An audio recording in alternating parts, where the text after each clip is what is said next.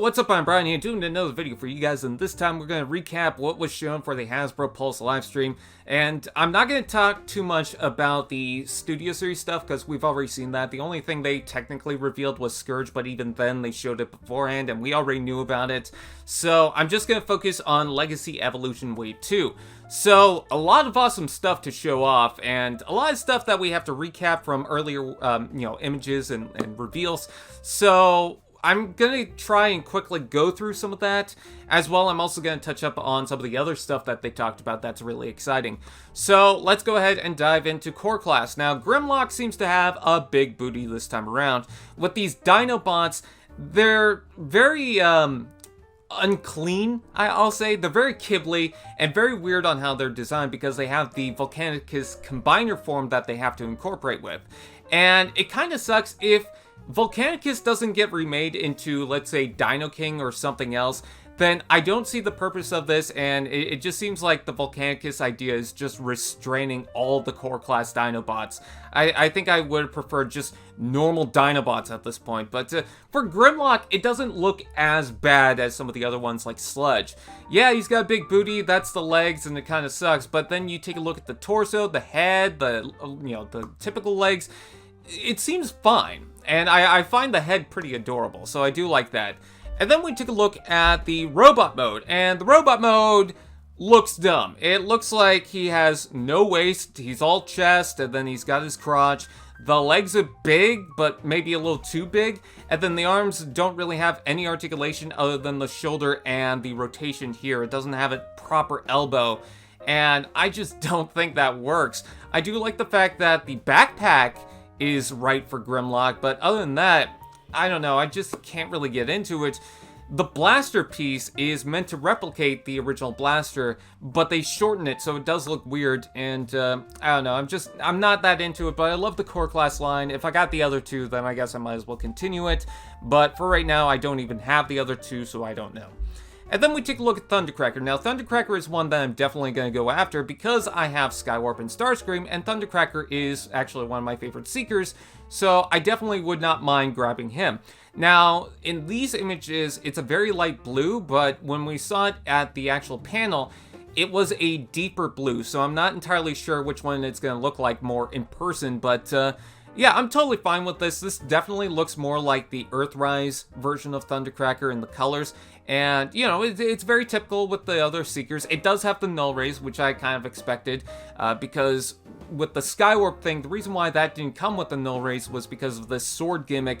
Thundercracker doesn't need that. He doesn't need to incorporate that weapon system with anyone else. He could just have his null rays, so that's fine. But yeah, the color pattern is pretty much the same as any of the others. And then we take a look at the robot mode. We've technically already seen this, but I think it's fine. Again, they don't paint the crotch for some reason. I don't understand why, but the rest of them just seems fine. I would like to see a little bit more paint under the wings. They just seem a little too bare, but other than that, he shouldn't be holding his null ray. He does look good. You know, it's Thundercracker. I'm not going to complain too much. And then we take a look at Nemesis Prime, and this is pretty cool. Now, this is technically the first Core Class figure mold that was issued for any Transformers line because the Core Class Optimus Prime was #1 in Kingdom, and that's what kicked it off. So it's cool to see them come back at that again. And they've also repainted the Megatron into G2 colors, so it's kind of funny that they're repainting them now. But yeah, the colors are fine with the teal headlights, the red windows. I think that looks pretty cool. But the rest of the color scheme is black and gray, which is totally fine for this. And then we take a look at the robot mode, and he's got a battle axe. He swaps that out for the gun, which I think is pretty awesome. And I think on some of the original design work for the Optimus Prime, I think someone said in the instructions, Optimus Prime was meant to come with a battle axe, which does explain why the hands have that porthole. But other than that, you know, it's the typical fashion Nemesis Prime, and I'm totally into it. I'm fine with it. I want to see that battle axe used more often because I think that looks pretty cool. It's very classic, very clean, and I like that. Now, taking a look at the first official reveal for the Deluxe Class line that wasn't revealed previously, we've got Shrapnel. So this is the Insecticon, and I love how boxy he is. This is more in the vein of the original G1 cartoon, so that's pretty cool. And I like the screen canopy. I like the pinchers at the front. I just find it adorable. It's basically a box, and the guns form these legs, which I think is very nice. I don't know, I'm super into it. And then we take a look at the robot mode, and it's very clean. Not too clean where it's like kickback, where he's a little boring in some areas. This just looks clean and very cartoony. Not necessarily saying cartoon accurate, just very cartoony in his style. And if I were to complain about anything, I think the chest looks a little too wide, and then the actual core screen itself looks a little too thin, but I'm not going to be bothered by it because I don't feel like it's going to open up like the kickback figure. But I think it looks pretty cool. Now, you do get the separate weapons that you could plug underneath the arms, which I'm probably going to leave because it seems like you could transform them without removing them, but he also has the typical blaster, which is good because I hate the one that came with the original Shrapnel, which was a reflector figure that was a Target Master. That was stupid because it would just pop open so often. But you could also combine the weapons to make this super long rifle thing, which I don't think looks that good, mostly because I just imagine the purple weapons on the side to make it consistent. This just looks a little too weird for me, but it's a thing that's available. It's technically part of the Evo Fusion line. Alright, so let's go ahead and go through some of the deluxes that we already know about. So this is Prowl from the animated line. I like how they said in the live stream that they're not going to gatekeep with Generation 1. They're actually going to expand further out because some people started off with other series besides G1, like Armada, Animated, and whatever else. So I thought that was a pretty cool thing for them to touch up on. And I think that Prowl looks very nice in the bike mode especially. I think this is very close to his original incarnation. And then we take a look at his robot mode, and obviously he's got the little, shuriken things, so that's pretty cool. I like the fact that you could plug those as the rims, even though they're very chunky. That's still a nice gimmick. That's a nod to the original toy. And for something that's going for the Generations-ified, kind of the reveal the shields lug nut thing that the Transformers Prime figures are doing, I think this looks very good. I'm very happy about it. It is a little more chunky than the original, design, but he's going to fit in very nicely with the other Legacy figures, so I think that looks better as a bike transformer than the RC one did. And then we take a look at Crosscut, so, it's got the red wheels still, which doesn't look that good, but I do like the silver with the red paint on the back. Typical fashion for the Skids mold. And then we take a look at the robot mode. He's got all the same weapons. He's got the new head, that's the Crosscut head. And, I like this mold. I would like to get the other repaints. I think there's, is it Burnout? I can't remember. And then there's apparently Medics coming out, and Crankcase I would love to get, so yeah, more repaints is totally fine. I want to see it in all red. And then we've got Crashbar. That is the name of this Junkion. A lot of people were curious about it, and it's a very chunky, more clunky bike compared to Wreck-Gar and Junkheap, but I'm totally fine with that, and I'm glad that we're getting more bike transformers for the Junkions. And I think the only criticism I have is I wish that the light at the front was painted in, but besides that, I think it looks pretty cool. For the robot mode, it definitely looks chunky, and I like the fact that it's got the blasters and the smokestacks on the back. But one thing that I really like about this toy is the legs, because it reminds me of that Reveal the Shields version of Wreck-Gar, so that's cool. I think that the details on the chest is very nicely done, so yeah, that's our quick little touch up on that. Okay, moving on to Metalhawk. So this gives us a clear view of the figure, and the jet mode looks nice. Yeah, the cockpit looks a little small, but when you take a look at some of those other Pretender core figures, yeah, this isn't too bad. And it's also a remold of the Cyclonus, surprisingly enough, which I did not expect it to be. I thought, okay, maybe it's going to be Armada, not Optimus, Starscream or G-Axis, but no, they chose Cyclonus, which I'm totally fine with. I like that mold. And the guns can plug on the back as extra fins, which is nice. And I like the colors with the dark blue and red, though the gray seems a little too bright for me. And then we take a look at the robot mode. So the guns can separate if you want just 2 different guns, which is nice. But he also does come with the sword, and you can combine the guns, which I thought was a nice touch. And he does look very nice. I like the gold color. I looked at some of the images from the cartoon, and I think that's actually pretty close to what it should be. I like the design of the head because it's very Autobot in its style compared to Cyclonus.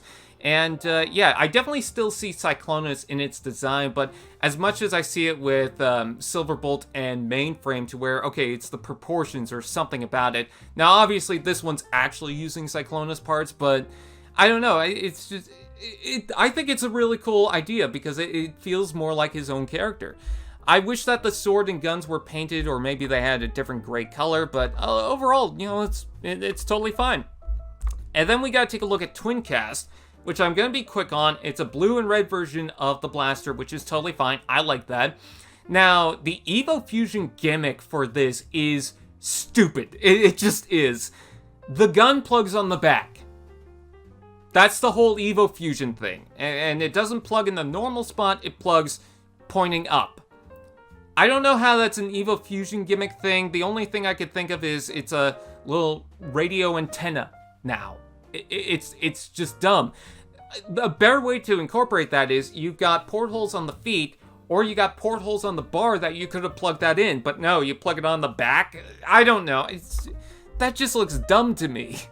It doesn't look dumb, it's just the concept is dumb. Anyways, let's go ahead and take a look at the robot mode. Again, typical blaster fashion. I do like the yellow paint on the face. And yes, he does come with rewind, which is pretty cool. He's going to be in that smoky transparent plastic, which I think is the chest red? Okay, so it seems like it's going to use 2 different plastics, which I didn't think they actually were able to because the original blaster, it could only use transparent blue. But yeah, I like the red fist. I like the colors of this. I'm totally open for Twincast. And then we take a look at the Prime version of Skyquake, and this is awesome. We already knew about this, there's a review out there, but I'm so happy about it. I love the design of Skyquake in particular. I'm a Transformers Prime fan, but Skyquake just looks amazing, and I love the colors of this with the kind of faded green, and then you got that kind of olive color, the metallic color in that. The red is a nice highlight, and he just looks fantastic. Definitely reminds me of that, I think, Machine Wars mold as well. So there's a lot of uses for this mold if they want to continue that. The machine gun can plug on the bottom, which is cool, and a lot of people didn't realize that the sword can plug inside the machine gun, so that's very nice. And yeah, he just looks amazing. Every time I look more into this, I'm blown away. Yes, it's the Transformers Prime design that kind of coincides with a more Generations design and has to reconfigure to that, but I don't mind because I think that works for Skyquake. I think it's a nice compromise, and Skyquake and you know, the original Machine Wars Starscream kind of had a design very similar to this as well, so it's a nice, you know, combination of that, so I think that's pretty cool. Now, one other thing I wanted to point out is the box art. As much as you think that leader classes shouldn't have open boxes, if you do, that artwork is fantastic. I am so into that. Now, there are a couple of other figures that were mentioned in the live stream. They didn't show it, but they did talk about some Wave 3 stuff, so I'm going to touch up on that here. We've got a Deluxe Class Beachcomber coming, so that is awesome. I like the Power of the Primes toy, but I would like to see a new one, so that's totally fine. We've got Devcon, which is a very obscure character. I'm very curious to see how they do that, because it seems like he's going to be a Deluxe Class figure, and I thought he was going to be a repaint of Scourge, but no, it seems like they're going to do a whole new mold for that. We also have Axlegrease, which we didn't get a good look of, but that figure is going to be a 3rd Junkion. I'm not sure if it's going to be a repaint or if it's going to be a brand new mold. We'll just have to wait and see. For Voyager class, they did confirm that they are going to re-release the Dirge figure that had a big problem in its initial release, because if you guys don't know, that was part of an Earthrise 2-pack that a lot of people had problems trying to get. So this rectifies that for the people that really want the Dirge, like me. I actually pre-ordered that 2-pack and I never got it, so I want that Dirge and I want that Ramjet. And then there's also the Nemesis Leo, which is going to be a repaint of the Leo Prime. We heard about that before. No surprise there, and I'm happy about that. And last but not least, we also heard that we are getting a Leader Class Armada Megatron. So that is going to fit perfectly with the Hotshot and Starscream. And I think that pretty much confirms that, yes, the Commander class figure for this year is going to be the Optimus Prime from Armada. But with that out of the way, that is pretty much it. What do you guys think? Please comment below, let me know. Please like, comment, share, subscribe, and all those fun doodads. And I will see you guys next time. AllSpark TV. Now that's just prime.